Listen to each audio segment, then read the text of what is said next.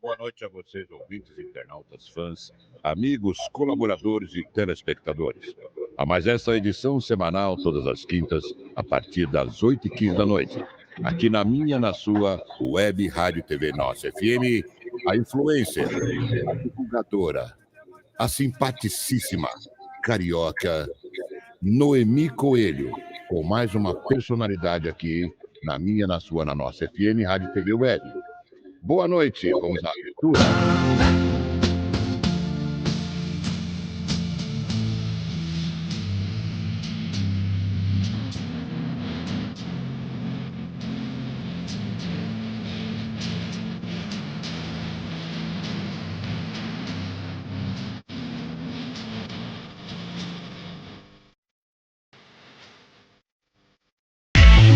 Nossa FM!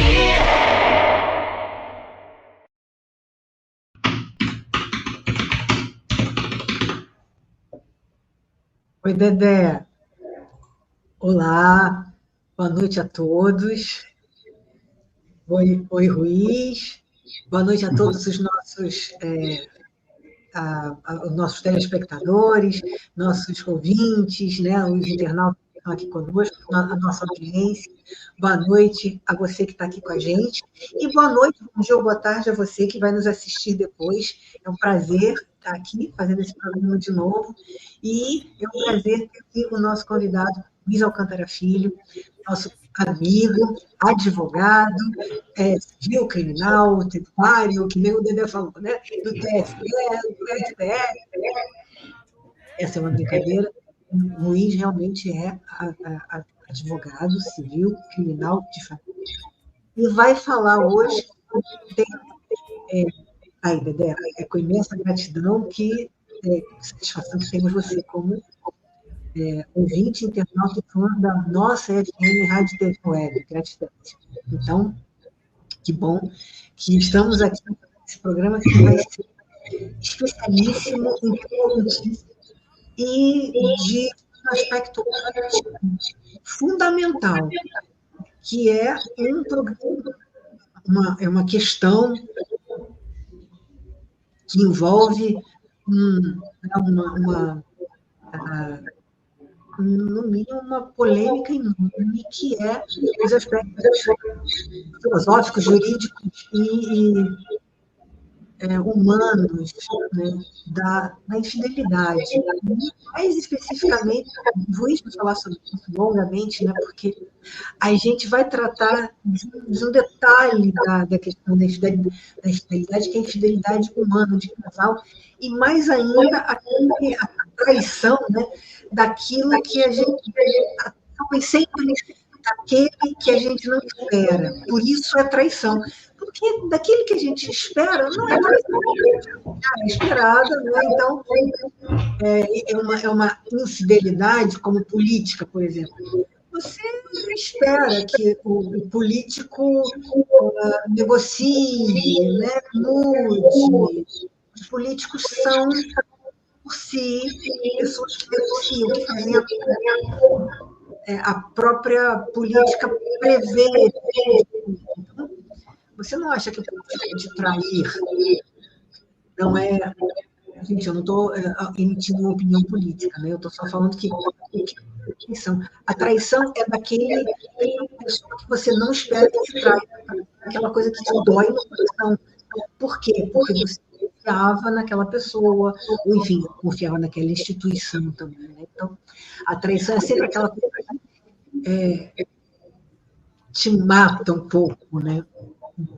Bom, enfim, não vou falar mais, mas seja lá como for, politicamente falando, é um assunto de fundamental importância. Vou passar a palavra para o nosso querido convidado, bem-vindo, Luiz, que você está aqui, e que vai falar um assunto tão quente. Vamos lá, a palavra é contigo, bem-vindo. Obrigado, Noemi. Obrigado, Dedé, está aí coordenando essa reunião. Muito obrigado. Obrigado a todos os ouvintes que estão nos ouvindo. Meu áudio está bom? Está todo mundo me ouvindo bem? Que bom. Pois é, Noemi, a gente vai falar de um tema bastante complicado, que é a infidelidade. E já começo logo dizendo que não é uma coisa assim tão fácil de se falar, tão fácil de se resolver.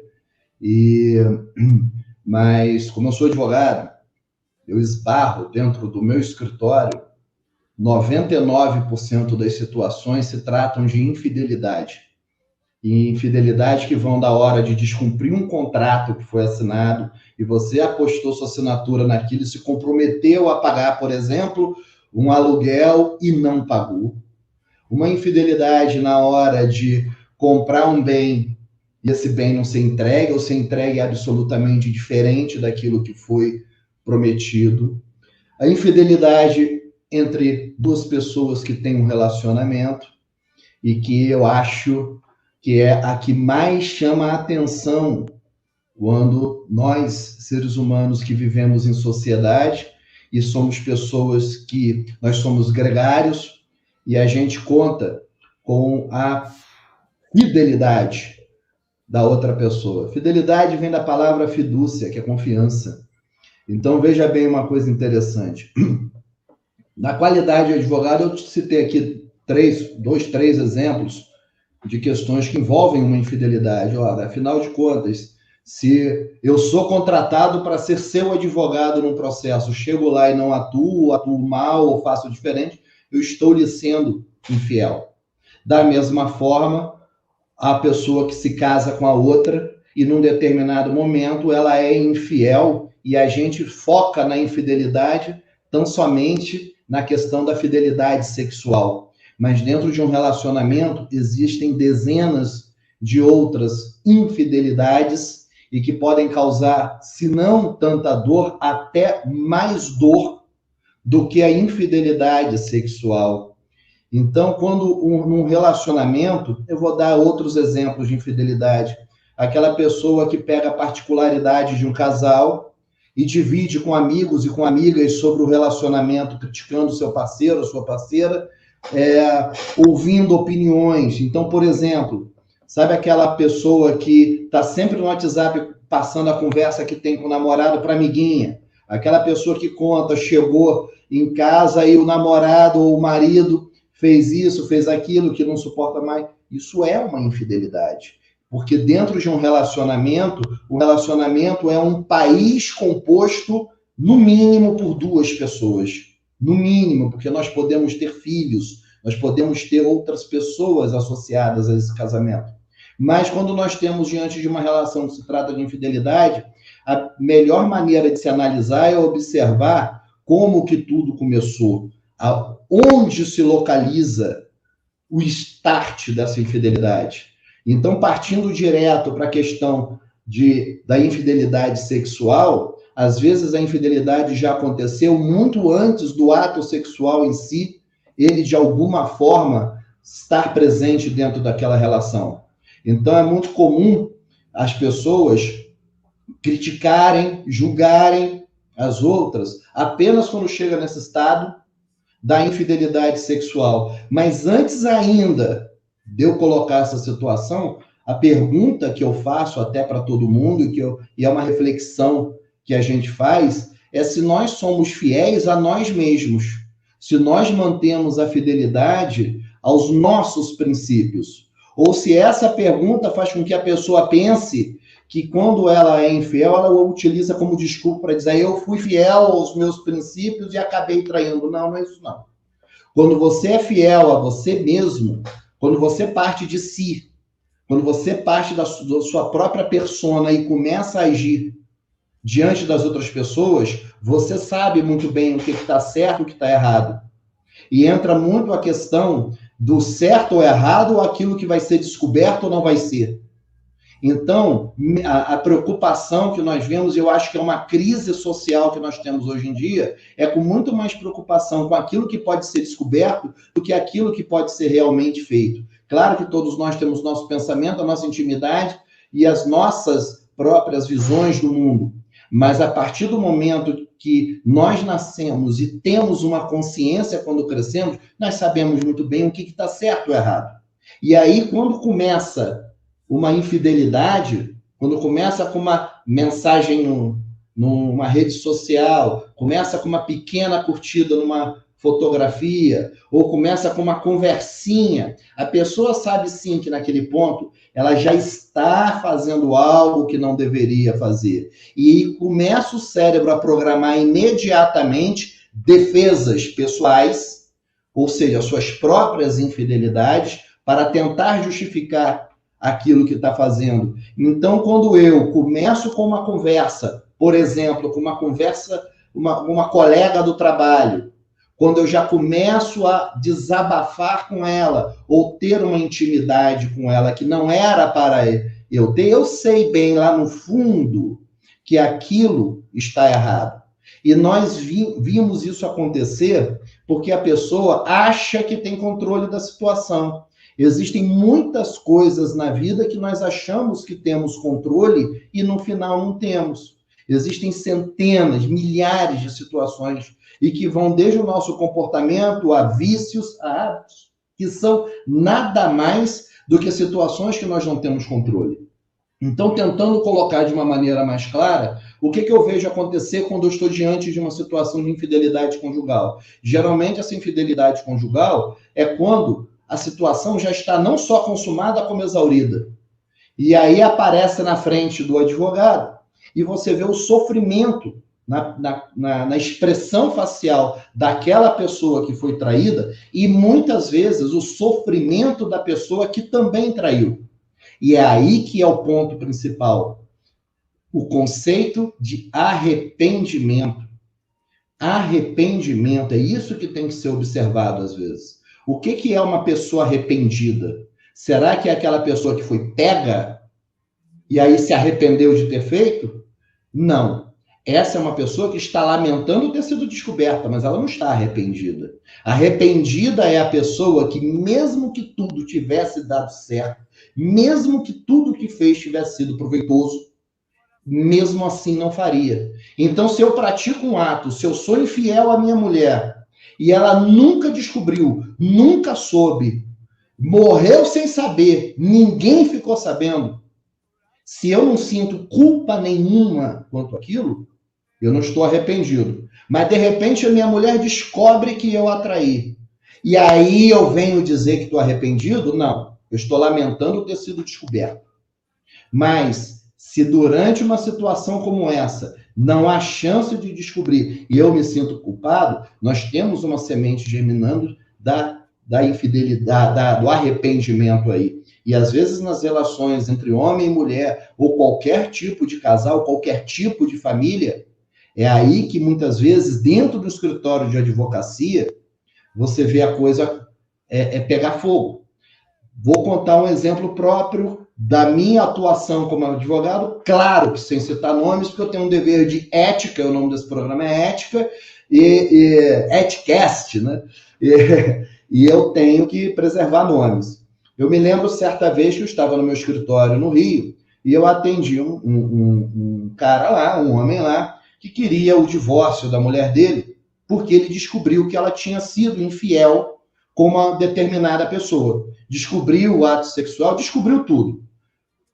Chegou até ela e falou, descobri, eu quero o divórcio. Ele foi até meu escritório para pedir o divórcio, narrou toda a situação, eu atendi, e por uma questão até de atuação profissional, eu falei para ele que eu ia entrar em contato com ela para dizer que ele pretendia a dissolução daquela união, a dissolução daquele casamento, e claro que eu tinha feito toda a petição de pedido de divórcio com a divisão dos bens, aquilo tudo ali, e como ele era meu cliente, eu tinha colocado tudo que ele queria.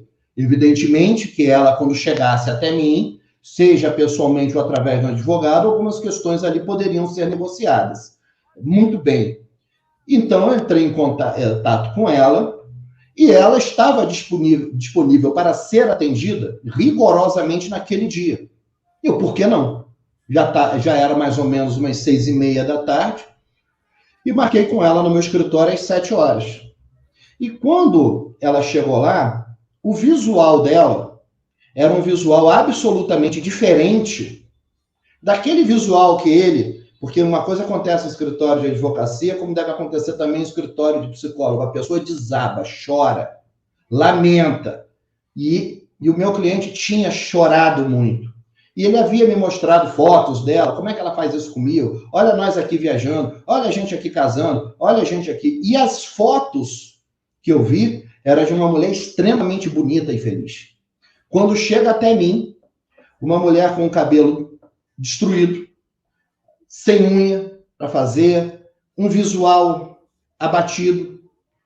E eu falei para ela, seu marido esteve aqui, está aqui, ele pediu o divórcio, são esses os termos. E ela pegou todas aquelas petições, não leu nem nada e saiu assinando. E assinou tudo.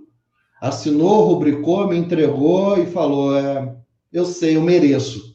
Aí eu, calma, peraí, quer conversar um pouquinho? E ela desabafou algumas coisas.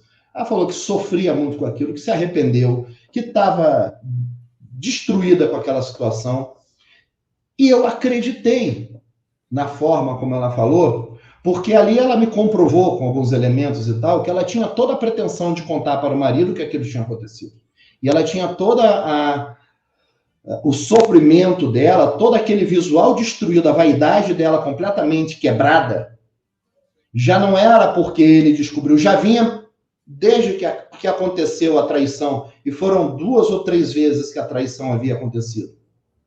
E ela que pôs termo a esse relacionamento paralelo, mas ela estava aceitando assinar aquilo tudo. Conversei um pouco com ela, e eu perguntei para ela, você gostaria de reatar com ele? E ela disse, eu venderia a alma para isso. Mas não é possível, porque ele não me merece. Aí eu fiquei com pena. Aí já eram as 7h30 da noite. O que eu fiz? Peguei o telefone e liguei para ele. Vamos marcar amanhã? E ele me respondeu, eu ainda estou no centro. Falei, então vem cá, deixa eu falar contigo. Era 7h30, 8h. Ele chegou lá umas 8h30. Aí atendi, conversei com ele. E ele estava surpreso da reação dela. Ele achou que ela iria vir com briga, com discussão, com justificativa, que esse carro é meu, que esse apartamento é meu, que a conta bancária é isso. E não. Ela simplesmente aceitou tudo. E eu lembro que eu falei para ele. E nós aqui carregamos um pouco nas tintas. Eu estou imaginando que ela vem que ela ia ouvir, ia contratar o advogado dela. Afinal de contas, tem que defender o interesse dela também. Mas ela concordou. Ela até assinou a procuração, me dando poderes para dar entrada naquilo e acabar com aquilo tudo. E aí já fiquei conversando com ele até umas 9, 9h30. E teve um momento que eu perguntei para ele, você gostaria de reatar com ela? E ele disse que sim, que ele tinha interesse em reatar com ela. E enquanto eu via meus honorários batendo asas e indo embora pela janela, por outro lado, eu também pensava na questão ali daquele casal. E o contexto de toda a situação, havia, claro, eu não estou defendendo a pessoa que é infiel de jeito nenhum, mas o importante é colocar que muito da infidelidade não é 100% culpado de quem trai. Claro que nós temos pessoas, sim, que vão trair, são incorrigíveis, não têm caráter, etc. e tal. Mas eu não quero ficar nessa pontinha do iceberg, eu quero descer no iceberg e trazer exemplos de situações que geram realmente situações de muita dor. E havia dentro deles ali aquela questão e uma vontade de, na verdade, ver o que fazer para superar aquilo que aconteceu. Era um casal que estava constituído e que tinha a intenção, de alguma maneira, de, apesar de um trauma dessa magnitude, tentar, pelo menos, ver o que era possível. E aí eu naturalmente, ali, aconselhei a ele, falei para ele que eu poderia conversar com ela mais uma vez, mas que eu era advogado, que eu não era conselheiro matrimonial, terapeuta, nada disso. E recomendei, indiquei uma pessoa profissional para conversar com eles. E que eu iria guardar aquela petição e aquela procuração mais uns 10 dias, mais uns 15 dias. E conforme fosse, a gente dava andamento. E falei com ela. E ela falou, tá bom. Bom, no final da história, eu sei que aqueles dois resolveram a vida deles, fizeram uma terapia de casal, se mudaram do Rio de Janeiro, foram para uma outra cidade e recomeçaram a vida. Renovaram seus votos e tiveram filhos, e estão bem. E consertaram o relacionamento deles. Aquilo que aconteceu foi grave, foi muito sério. Houve uma mágoa muito grande, houve uma dificuldade de superação. E é essa questão que bate, porque na verdade, quando uma pessoa é traída, ela tem, talvez seja, a faca mais quente que entra no peito do ego de uma pessoa. E ego não é uma coisa para se falar, é só ego. Não, ego é muito importante. O ego, a sua autoestima, o seu valor pessoal para com os outros e para consigo mesmo, é muito importante. Então, eles superaram. Mas, geralmente, não é bem assim que acontece. Às vezes, a dor é tão grande de quem sofre uma situação dessa natureza que ela nunca se recupera. Então, é importante frisar que, às vezes, uma traição não é tão somente uma questão que leva a outra pessoa a sentir os seus brilhos, o seu ego ferido. Não pode gerar uma quebra completa da alma da pessoa por dentro dela. A humilhação que representa. E a gente vê isso acontecer, e o que eu acho mais triste, e uma crítica que eu faço diretamente à mídia brasileira, é o quanto que ela glamoriza, diz que é bobagem, o homem reclamar da traição é machismo, a mulher que trai, ela é protegida, é isso, é aquilo, ou então o contrário, é dizer que toda mulher que trai, ela não presta, é porque é vagabunda, é porque é isso, é porque é aquilo, e não é bem assim. Ah, porque o homem trai, então todos são iguais, então a mulher trai, então todas são aquilo. Você sabe o que acontece? A gente está vivendo uma época de uma série de informações e a gente está com tanta informação na cabeça que a gente está procurando aquela que a gente quer ouvir. Então, toda aquela que a gente quer ouvir, a gente se agarra nela. Então, quando uma pessoa que trai ouve uma informação de que ela estava certa, que a culpa é do outro, ela vai naturalmente, instintivamente, se agarrar naquela informação e acaba se completando em parte com aquilo. E a pessoa que é traída acaba ouvindo tanto xingamento, tanta coisa, aquilo tudo, uma certa solidariedade que também acaba sendo, de alguma forma, procurando na informação, naquilo que quer ouvir, aquilo que acha que é interessante. Mas, sim, como a gente está falando de traição conjugal, é uma coisa que, muito infelizmente, foi glamorizada, é tida como bobagem e continua trazendo a mesma dor e o mesmo sentimento e a mesma ruptura que sempre trouxe.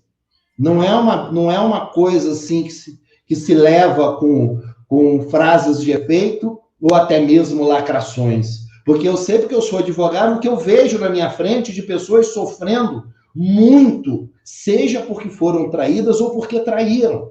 Destrói sim, corrói, corrompe, acaba com a alma da pessoa.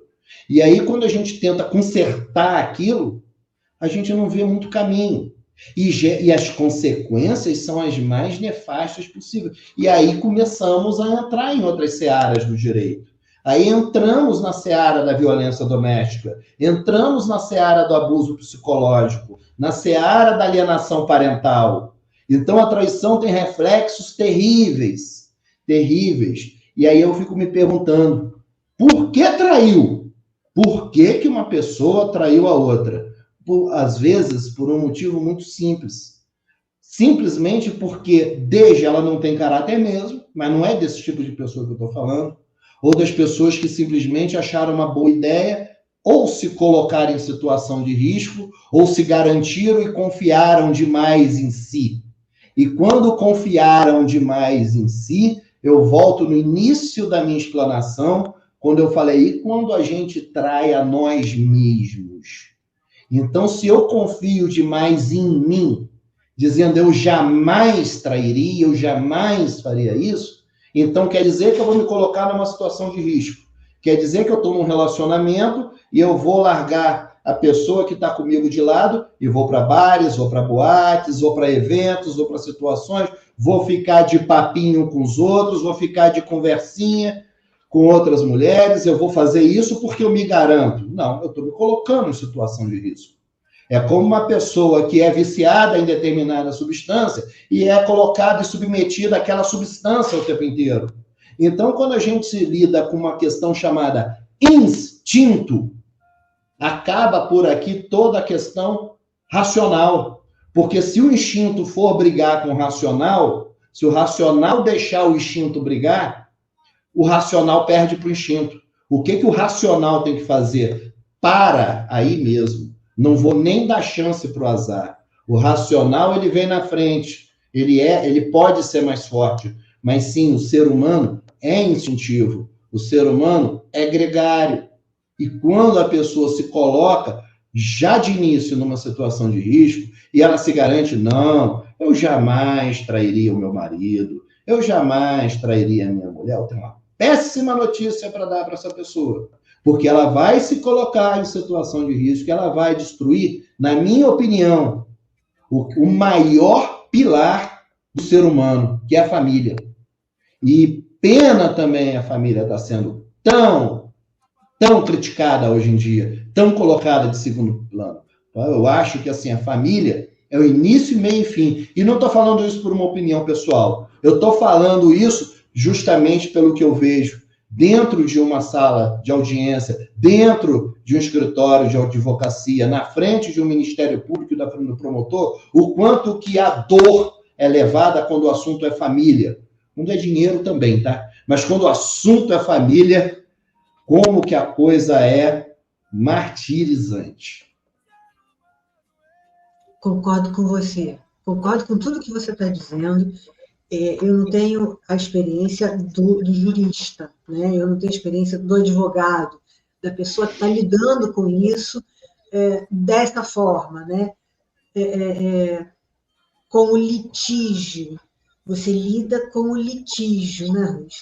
Com a situação já consumada e o litígio decorrente da situação consumada e, enfim,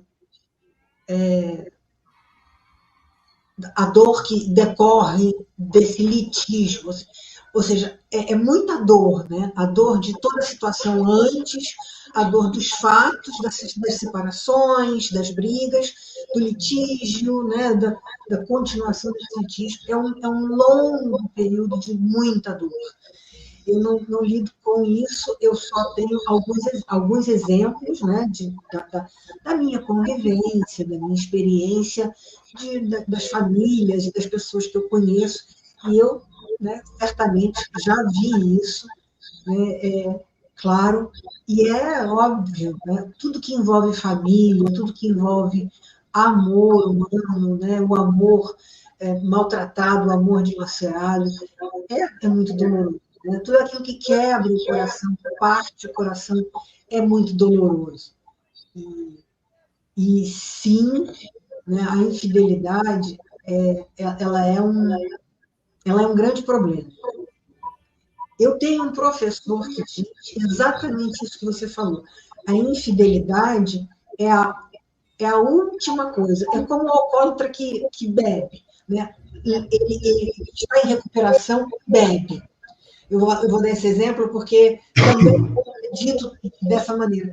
A pessoa que não pode beber, que sabe que não pode beber e bebe, estender a mão para pegar o copo é a última coisa. O processo de recaída começa muito antes. Começa nas discussões não, eu vou ali me reunir com os meus amigos no bar, mas eu não vou beber. E aí vai, né? Não, eu sou mais forte que a bebida, e não vai acontecer nada comigo, e não, eu vou beber bebida, cerveja sem álcool, que não vai me afetar. E aí a mente vai enganando a pessoa de várias maneiras. A mente mente.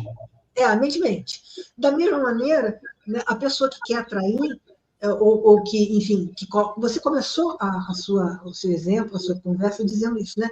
A pessoa vai e faz, enfim, conversa com um colega do trabalho alguma coisa além do que devia. E isso vai crescendo. Aí, daqui a pouco, essa pessoa toma um café mais prolongado junto com esta colega de trabalho, ali mesmo no ambiente de trabalho, né? E isso vai crescendo, de pequenas coisas até chegar. Esta situação, ela é criada e desenvolvida ali, né, na prática, mas enfim, a situação está sendo desenvolvida ali, ela é desenvolvida na mente da pessoa antes de chegar às vias de fato. A questão é, por que o alcoólatra vai beber, ou por que a pessoa vai trair, o que leva, onde é que está a razão disso, né? É isso que eu ia dizer no começo de tudo. Esse professor que eu tenho, ele diz assim, que a traição, ela é uma coisa que vem a serviço da relação de casal que está... eu não me lembro a palavra que ele usa, né? Mas a serviço da relação de casal que está... Eu não me lembro qual é a palavra que ele usa. A serviço da relação de casal que está muito ruim, né? E então a traição é alguma coisa que vem expor o problema da relação do casal e que vem, como esse casal, né, que você citou, que ambos queriam manter a relação, ambos desejavam, mas como a relação estava ruim e eles não conseguiam modificar entre si sem um start, né? Pois é. De fora. Não estou dizendo que é assim que tem que ser, pelo amor de Deus. Nem o meu professor aprende a traição, por favor. Tá? Por favor. Ele só pois é. E se eu te disser que a traição também acontece no casal que está perfeito? Não, não é. Tá? Ele só fala isso. Que às vezes as pessoas não têm a habilidade necessária para transformar a sua relação que está ruindo, né? Então elas criam um tsunami, que é a traição, e aí precisa refazer tudo. Mas é claro que o ideal é que isso não aconteça, tá? É óbvio. É isso que aconteceu com aquele casal que justifica o que o meu professor falou. Mas não é para isto acontecer, porque é um risco muito grande. Às vezes o tsunami é devastador e acaba com tudo, e não fica nada depois, nada para contar a história. Não é todo mundo que aguenta um tsunami, né? Não é. E tem uma coisa, eu vou acrescentar uma coisa, muita traição acontece em casais que não estão com problema nenhum. Casais que não estão passando por nenhuma crise. Porque, na verdade, não é um casal, são 3 personas aí. O eu, o você e o eu e você. Então, às vezes, o problema está só em mim. Você não tem alcance sobre ele, e o eu e você, o casal, não tem alcance sobre ele. E a pessoa cede. Eu adorei um exemplo que você colocou aí, que você falou da situação do alcoolismo. Muito do que se fala sobre o alcoolismo não vai ao primeiro gole. E antes disso, eles falam uma coisa interessante. Evitar pessoas, lugares e hábitos que possam levar você a beber. Então, você repara que quando você trata da doença do alcoolismo, eles não estão tratando das pessoas que estão bebendo por si só. Eles estão pegando aquelas pessoas que têm a compulsão e estão falando, não vai falar com quem bebe, não vai nos lugares que tem bebida, não vai manter os hábitos que levavam você a beber. Vamos trazer isso para o que eu estou falando aqui, da traição? Não vai sair com os amiguinhos e as amiguinhas solteiras, infiéis. Não vai para lugares de pegação. Abandona os hábitos que você tinha na solteirice. Se você se comprometeu com uma situação que envolve uma renúncia, e relacionamento envolve uma renúncia, assim como o viciado, Não estou dizendo que quem trai necessariamente é viciado. Existem lá instituições de tratamento para quem é viciado em sexo. Mas para que uma pessoa que não é, que está num relacionamento, vai dizer que não tem problema não eu manter contato com uma pessoa que tem um potencial de me seduzir? Não tem problema não eu manter contato com ambientes em que podem gerar isso?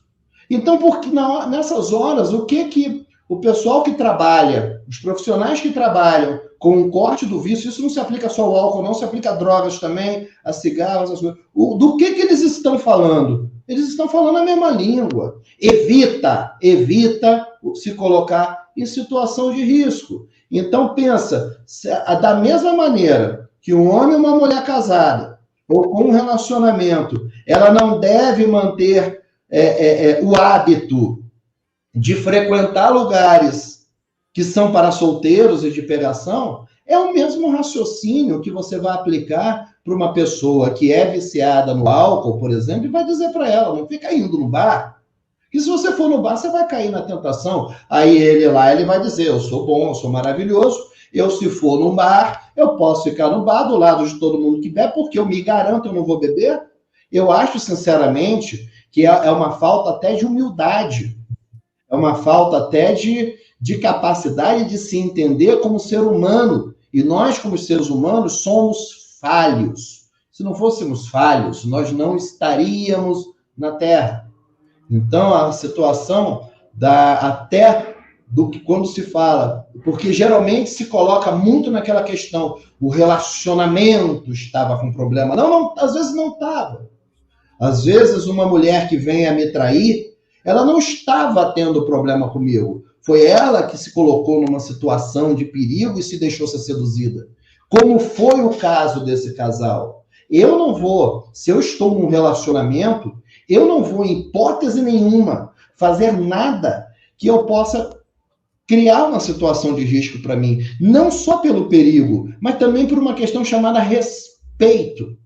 E é isso que estão ensinando errado para as pessoas no Brasil. Acabou o respeito, acabaram os valores, todo mundo é livre, todo mundo pode fazer o que quiser. Estamos diante de uma geração de pessoas sofrendo de depressão. Falou do alcoolismo, estamos sofrendo de uma geração sofrendo de vícios, sofrendo de dores. A gente vai falar um pouquinho mais sobre isso, mas eu tenho que chamar o Dedé, já passou da hora, está atrasado, vamos chamar o Dedé, depois a gente vai falar sobre isso, porque isso é importante para caramba. Dedé, desculpa aí, atrasei, mas chamando o estúdio, a palavra de volta para o estúdio nesse momento. E não guarda mágoa de ninguém, essa vontade de quem vai vencer na vida. Eu tô com Deus. Estamos apresentando Ética do Amanhã. O verdadeiro podcast chama-se agora Eticast. Todas as quintas-feiras, a partir das 8h15 da noite, aqui na sua web, rádio e TV Nossa FM. A transmissão é simultânea para todo o Brasil, considerando o nosso site nossafm.net, também para as duas plataformas do YouTube, Nossa FM Web e Nossa FM SP. Façam a vossa inscrição, dê um like de positivo, acionando o sininho. Também estamos através do Twitch em toda a Europa, como Irlanda, Alemanha, Inglaterra, Espanha e Itália. Também no Ocidente, no Japão, em Osaka. No Brasil, estamos na Rádio Formigão FM, na cidade de Barcelona, no Rio Grande do Norte. Na Bahia, estamos em Itanhandu, Ilhéus, Salvador, Porto Seguro, Vitória da Conquista e Itabuna. E Lauro de Freitas também. Além de Acre, Rondônia, Porto Velho, Distrito Federal em Brasília, Tocantins e Goiânia. Mato Grosso do Sul, Campo Grande, Rio de Janeiro, na Rádio Tropical FM, na Rádio Coisa Nossa, Polo de Notícias e também lá na cidade de Niterói, no Rio Grande do Sul, em Porto Alegre, no Paraná, em Lapa, Criciúma, em Santa Catarina, Florianópolis, em Santa Catarina e também em Cascavel, no Paraná. Muito obrigado a vocês e sejam bem-vindos ao playlist da minha, da sua, nossa Web Rádio Norte FM.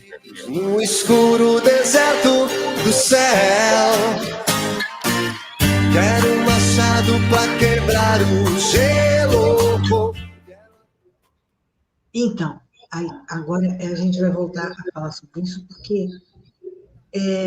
realmente banalizaram muito todas as fronteiras, todos os limites, né?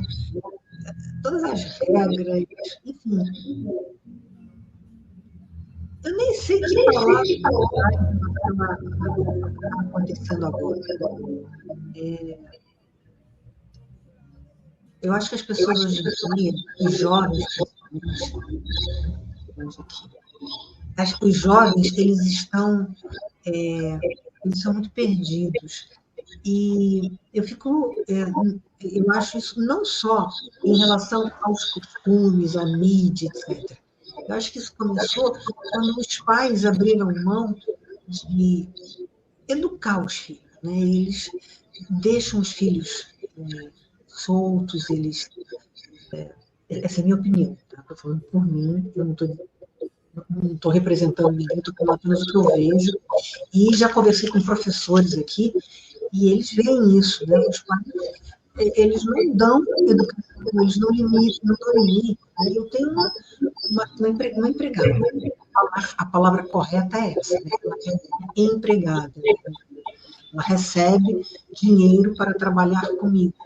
Então, ela e o marido mimam o filho de uma forma que o menino tem 10 anos, então é um garoto de 10 anos de idade, que vive num casulo com o pai e a mãe, que ele não chega nem a socializar na escola, porque ele não desenvolveu a habilidade de socializar na escola. Tão protegido que ele fica parado, não interage com os meninos da escola, porque o pai e a mãe, sabe, principalmente o pai, né? O pai e a mãe protegem, fazem tantas vontades do menino que ele não interage. Aí a gente pega essa questão, né? Se desenvolve, né? O desenvolvimento, sabe... Isso aí. É difícil. Tudo pode, né? Tudo pode. Isso, eu dei esse exemplo apenas porque não tem limite. Então, tudo pode. Não é tudo pode. Não é tudo pode. Nós estamos condenados a ser livres. E a partir do momento que estamos condenados a ser livres, nós temos uma chaga que se chama responsabilidade pelos próprios atos. Então, a partir do momento que eu sou responsável por tudo aquilo que eu faço, eu vou assumir as consequências, quer eu queira ou não. Eu conheci uma mãe que ela simplesmente não dá limite a um dos filhos dela. Não dá. E eu me lembro de ter falado para ela, olha, você fica absolutamente tranquilo. Isso não vai fazer diferença nenhuma quanto a sua filha aprender ou não na vida. O que vai acontecer é que ela vai aprender. A diferença é que ela pode aprender contigo ou pode aprender com as porradas da vida. Então, mas que vai aprender, vai. A distância de até onde ela vai chegar é que é o diferencial no aprendizado. Então, quando se lida com essas questões, temos muito que aprender ainda diante de um mundo novo, que, como eu também disse agora há pouco, é cheio de informações. Há muito pouco tempo atrás, Noemi, isso que nós estamos fazendo agora, você está num município, eu estou em outro município, o Dedé está em outro município, e isso aqui está sendo transmitido pela internet para outros países, outros estados, outros municípios.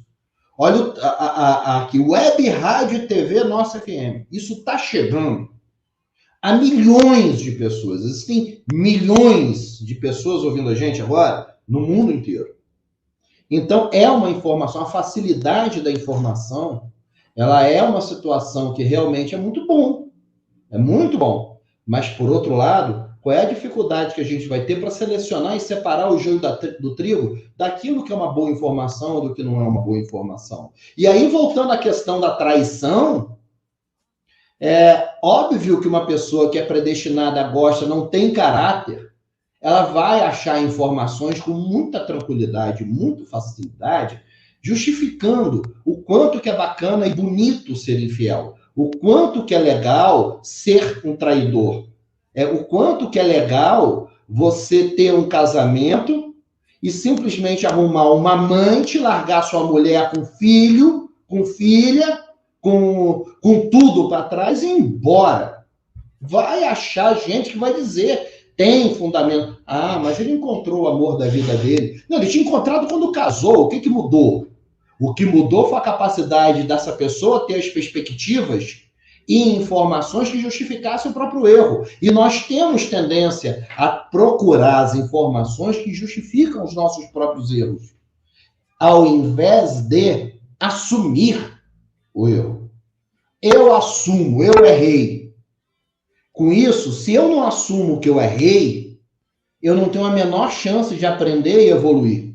Se eu não pego e partilho contigo a minha experiência negativa, eu não me ouço e não te dou a experiência que eu tive ruim para você se espelhar nela e eu mostrar o caminho que eu utilizei. Sabe? O problema do excesso de informação é justamente esse. Justificativa para os erros tem. Então, quando a gente pega... eu estou acostumado, eu estou com 24 anos de advocacia. E nos meus 24 anos de atuando no direito, em diversas áreas, não tanta quanto vocês exageraram aí também não, tá? Mas não tanto assim. Uma das coisas que eu tento colocar na minha atuação profissional é o sentimento daquilo que é trazido a mim. Porque o juiz, ele é obrigado a colocar o sentimento, sabia? A palavra sentença tem um radical de sentimento. É o que ele sente daquilo que é colocado diante dele. É o que ele sente da solução que ele está dando para aquela crise, naquela relação jurídica que foi apresentada para ele em crise. Então tem o sentimento. Então, quando chega e eu escuto a questão do sentimento que é levado, para mim eu vejo que muitas vezes a coisa era evitável.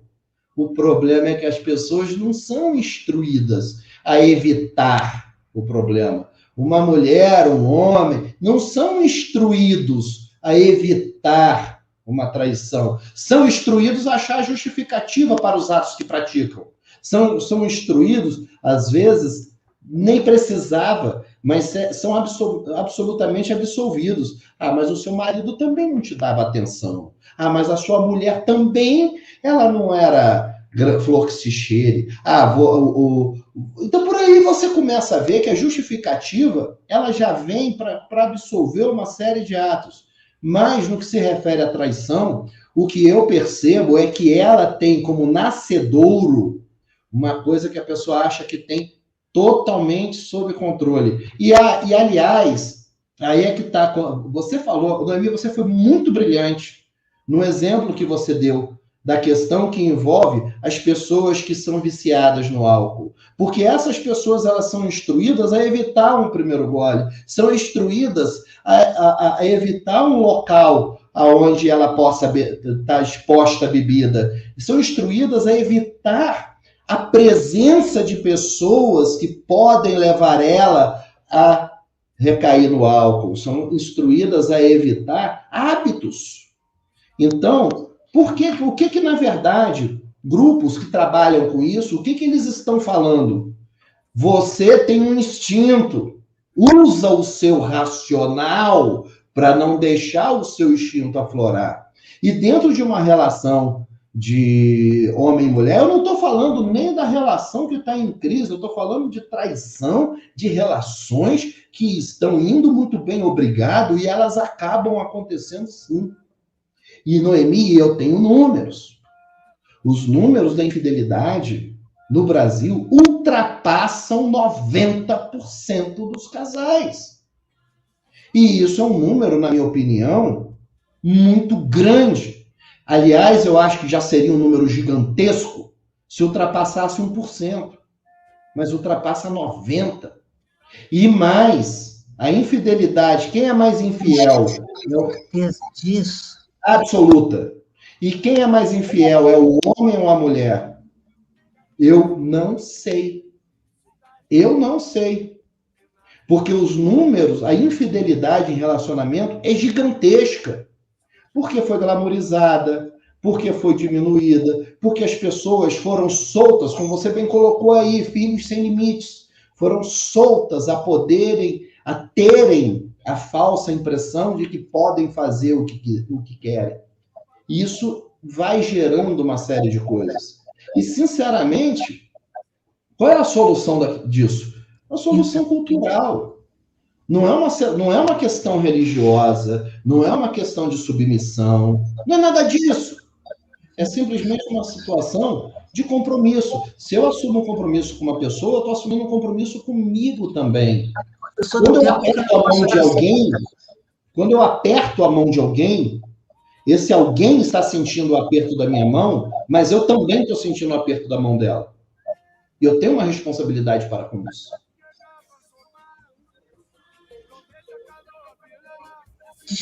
Desculpa, Rui, eu estou chocada. Ainda estou em estado de choque. Porque 90% é muita coisa. É muita coisa. De namoro a casamento, é muita coisa. Eu acho que 1% é muita coisa, meu amigo.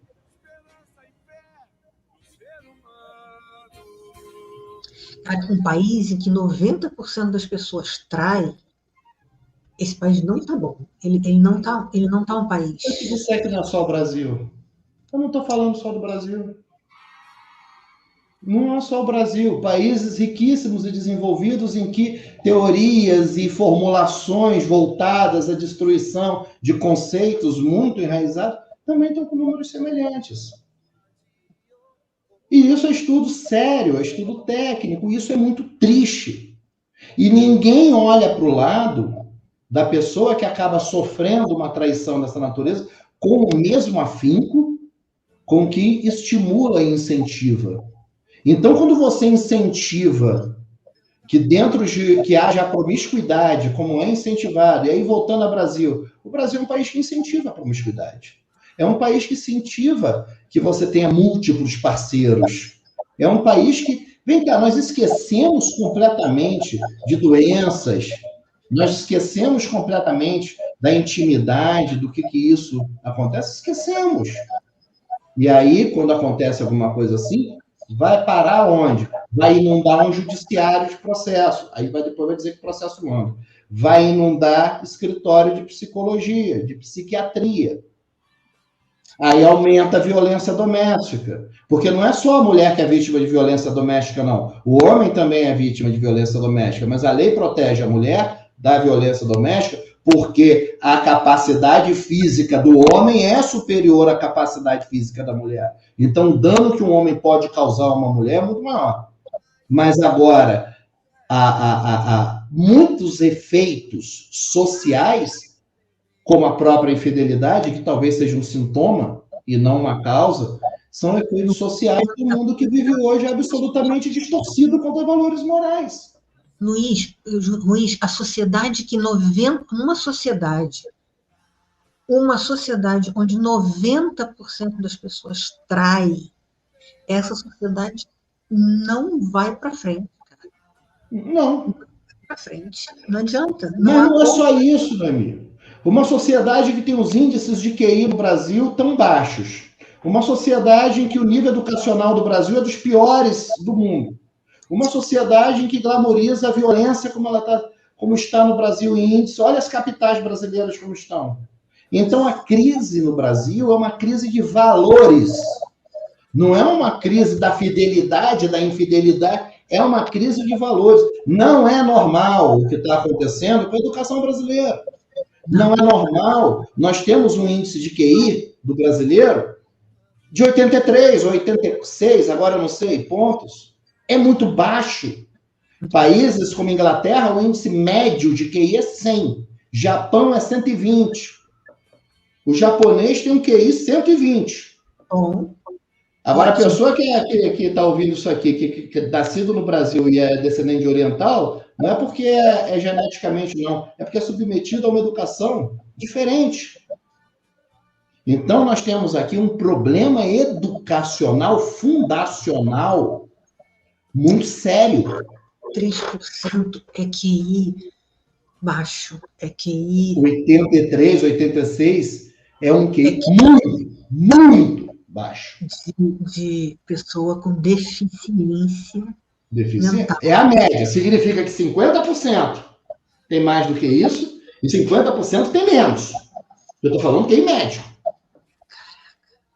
Já ouviu falar no exame PISA? Que mede o nível educacional no mundo inteiro? Vai ver onde está o Brasil. Já leu sobre Pierluigi Piazzi? As coisas que Pierluigi Piazzi fala sobre forma de estudar, educação. Nada disso é falado no Brasil. Então, quando a gente fala de fidelidade, o brasileiro nem sabe a necessidade de ser fiel. Então, Mas isso é muito o decepcionante. exemplo do valor, porque você não estuda. Às vezes a pessoa é analfabeta, mas é inteligente. Isso eu tenho em casa. Né? Minha empregada é analfabeta, mas é muito inteligente. Às vezes você não tem dinheiro, mas você é inteligente. Às vezes você... Aqui a gente está falando do valor. Né? A traição, ela se calca em valores. Então, a gente pode não ter educação, não ser inteligente, mas a gente tem um valor. A gente pode ter o valor da honestidade, né? da seriedade, Sim. do respeito humano. E a pessoa que trai, não, né? O ser que trai,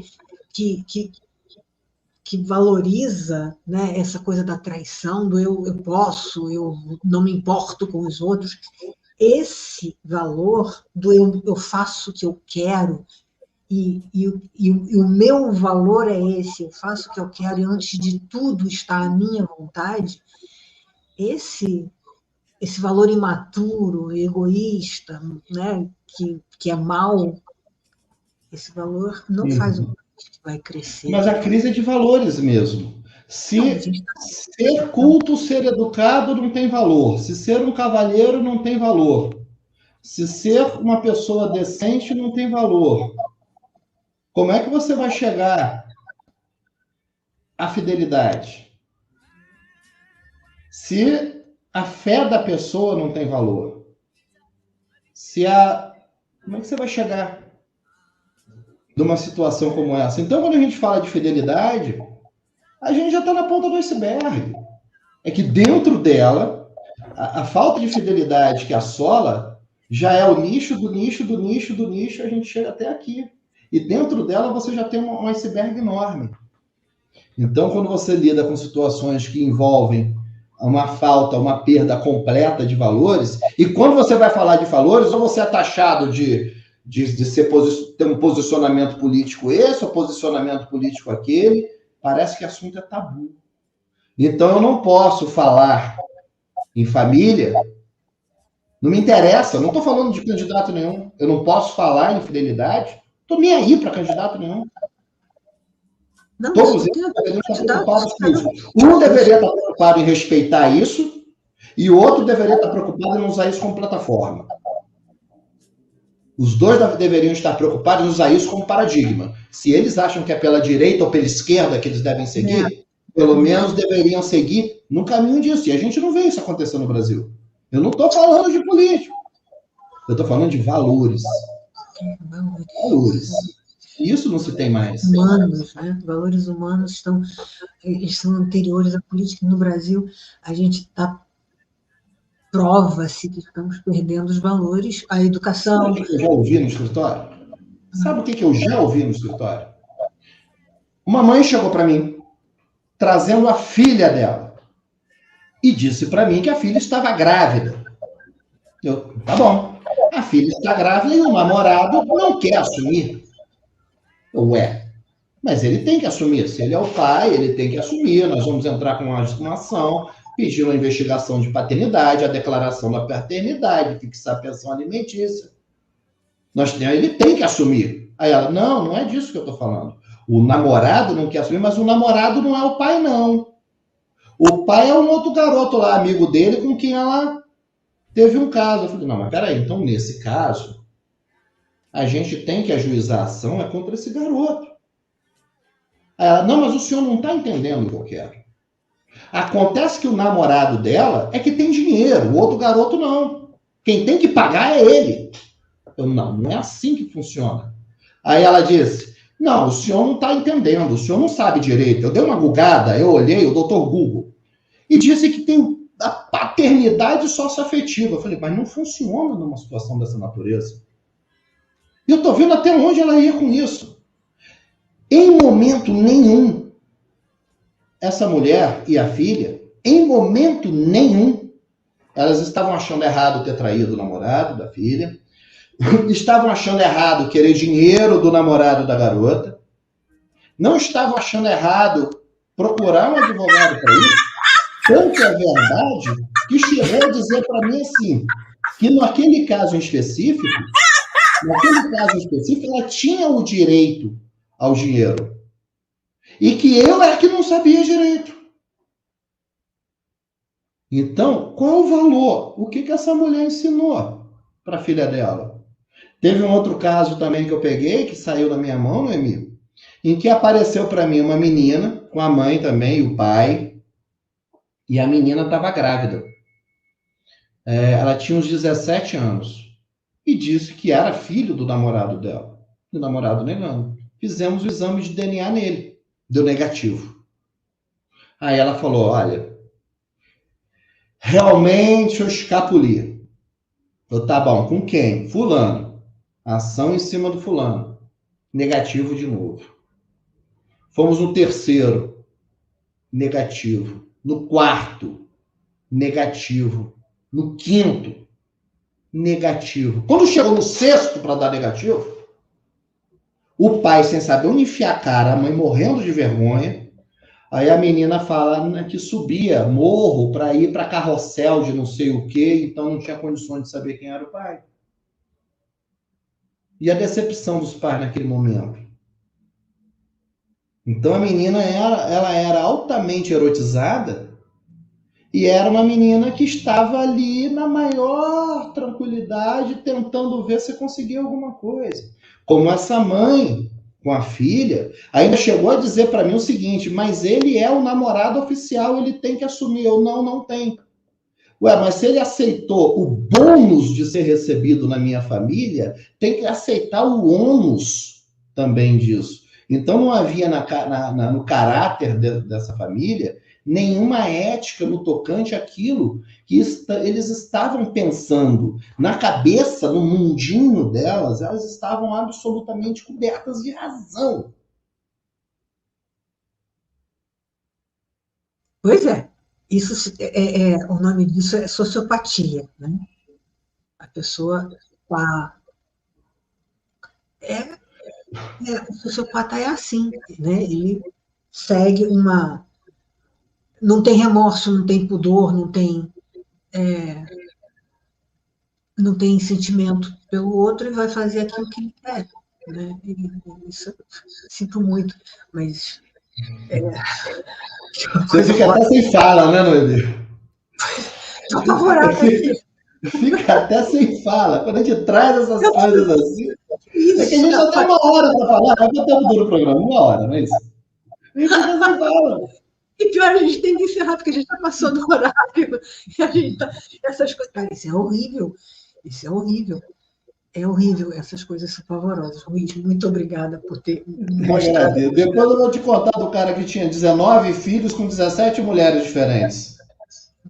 Meu Deus. Fica para outra entrevista. 19 filhos com 17 mulheres diferentes. Cara, isso é uma história. Isso é um caso para estudo, porque, nossa senhora, Deus é grande. A gente tem que terminar, porque o Dedé tem que chamar outro programa daqui a pouquinho. Querido, muito obrigada mesmo, foi uma delícia. Obrigado, meu amigo. Eu adorei. Tantas vezes quando chamar, eu vou estar aqui. Obrigado a vocês aí pela oportunidade. Ah, que bom. Até a próxima, se Deus quiser. Até a próxima. Beijo. Dedé, de volta para o estúdio. Obrigada. Nossa FM.